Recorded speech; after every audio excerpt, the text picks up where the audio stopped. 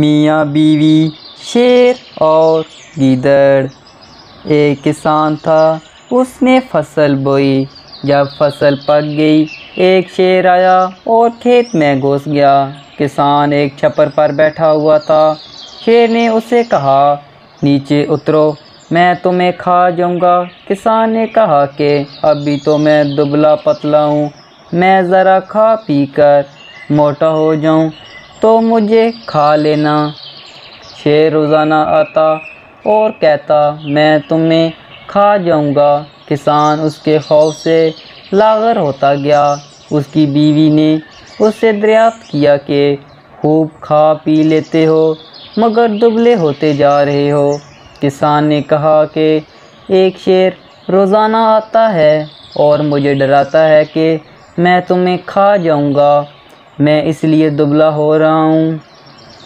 کسی نہ کسی دن شیر مجھے کھا ہی جائے گا۔ بیوی نے پوچھا، شیر کس وقت آتا ہے؟ کسان نے کہا، دوپہر کو۔ پھر اس کی بیوی نے مردانہ کپڑے پہنے، گھوڑے پر سوار ہوئی، ہتھیار بھی اٹھا لیے، فصل کے کھیت میں آئی۔ اس نے دیکھا کہ شیر اس کے چھپر کے نیچے کھڑا ہے۔ بیوی نے آواز لگائی، اے کسان۔ کسان نے کہا، جی مالک۔ بیوی نے کہا، بادشاہ نکلا ہے شیروں کے شکار کے لیے۔ تم نے اگر آس پاس شیر کے پاؤں کے نشان دیکھے ہیں تو ہمیں بتا دو۔ کسان نے شیر سے پوچھا، اب بتاؤ کیا کروں، تمہارے بارے میں بتاؤں یا نہ بتاؤں؟ شیر نے کہا، یہ بادشاہ کا وزیر ہے۔ شیر نے کہا، ابھی مجھے ضرور بھگاؤ یہاں سے۔ کسان نے کہا، تم چپ رہو، میں چادر تمہارے اوپر ڈال دیتا ہوں۔ شیر سو گیا اور کسان نے اس کے اوپر چادر ڈال دی۔ پھر اس نے جواب دیا کہ اے سوار، میں نے شیر کے پاؤں کے نشان نہیں دیکھے۔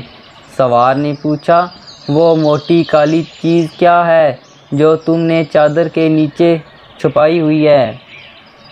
کسان نے کہا، یہ لکڑی ہے، میں نے اسے حقہ جلانے کے لیے رکھا ہوا ہے۔ بیوی نے کہا، اس کا کچھ حصہ مجھے کاٹ کر دے دو، میں بادشاہ کے لیے لے جاؤں گا، وہ بھی حقہ پیتے ہیں۔ کسان نے شیر سے پوچھا، اب میں کیا کروں؟ شیر نے کہا، اب میرا کان کاٹ کر دے دو۔ کسان نے شیر کا کان کاٹ کر دے دیا۔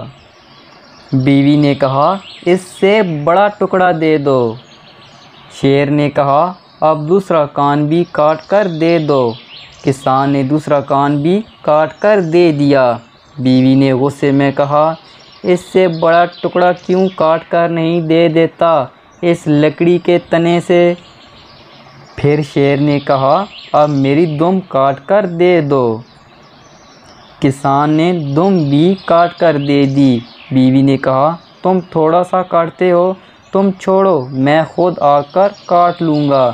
یہ سنتے ہی شیر بھاگ کھڑا ہوا۔ سامنے سے ایک گیدڑ آیا۔ اس نے شیر سے پوچھا، تمہارے کان بھی کٹے ہوئے ہیں اور دم بھی، خون بہہ رہا ہے اور تم بھاگ رہے ہو، یہ تمہیں کیا ہو گیا ہے؟ شیر نے کہا کہ بادشاہ کی فوج نے مجھ پر حملہ کر دیا ہے، میرے کان کاٹ دیے ہیں اور دم بھی کاٹ دی ہے، بس خدا نے میری جان بچائی ہے۔ گیدڑ نے کہا، اے بزدل، تجھ کو ایک عورت نے ڈرایا ہے، نہ بادشاہ ہے نہ فوج ہے، ایک عورت نے تمہارے کان بھی کاٹ ڈالے اور دم بھی۔ شیر نے کہا، میں نے اپنی آنکھوں سے فوج اور وزیر دیکھا ہے۔ گیدڑ نے کہا، یہ عورت تھی، آؤ میں تمہیں دکھا دوں۔ شیر نے کہا، تمہارے ساتھ چلتا ہوں، ایک رسی تم اپنے گلے میں ڈال لو اور اس کا دوسرا سرا میرے گلے میں بھی ڈال دو۔ پھر گیدڑ نے رسی اپنے گلے میں بھی اور شیر کے گلے میں بھی ڈالی اور دونوں ساتھ ساتھ چلے۔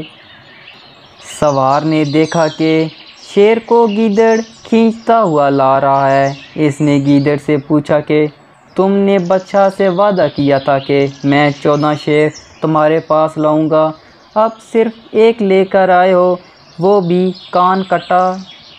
یہ سنتے ہی شیر بھاگ کھڑا ہوا اور گیدڑ کو گھسیٹتا چلا گیا۔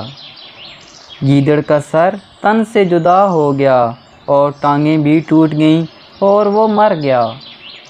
شیر اپنے کٹے ہوئے کان اور دم کے بغیر بھاگا۔ کسان اور اس کی بیوی فصل کے کھیت میں خوشی خوشی رہنے لگے۔